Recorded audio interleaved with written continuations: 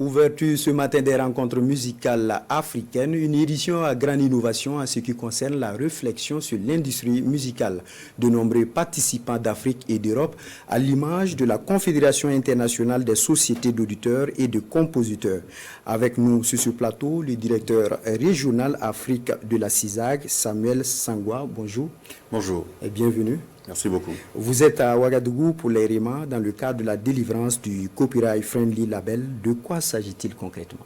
Il s'agit en fait d'un dispositif que l'ensemble des sociétés de droits d'auteur du continent africain et spécifiquement de l'espace UEMOA sont en train de déployer pour promouvoir le respect du droit d'auteur. C'est donc un label, c'est-à-dire un signe distinctif qui est remis à des utilisateurs de type radio, télévision, hôtel, restaurant, café, festival, lorsqu'ils se conforment aux droits d'auteur.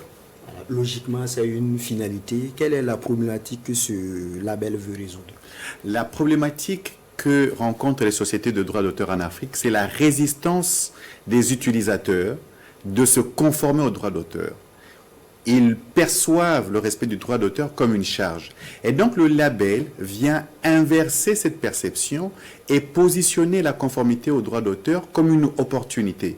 Une opportunité en termes d'image, une opportunité en termes économiques, une opportunité en termes d'engagement citoyen. Et donc le label devient attractif et le droit d'auteur devient beaucoup plus spontané. Le respect devient beaucoup plus spontané, si on peut le dire comme ça.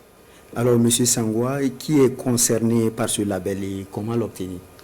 L'ensemble des utilisateurs des œuvres protégées par l'esprit. Vous organisez un festival, vous organisez un événement tel que les REMA qui vont être labellisés, qui vont exploiter sur différents plateaux de la musique, il y aura des exploitations. Ce type d'utilisateur est concerné par le label. Mais ça peut aussi être des associations de la société civile, ça peut être le pouvoir public qui va exploiter des œuvres, ça peut être des opérateurs de téléphonie mobile qui exploitent les œuvres. Donc, c'est pratiquement l'ensemble des utilisateurs d'œuvres de musique, de l'audiovisuel, de la littérature et des arts visuels.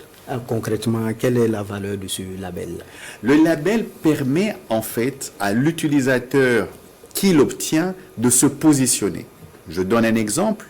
Vous êtes un hôtel, vous vous engagez à respecter le droit d'auteur en prenant le label.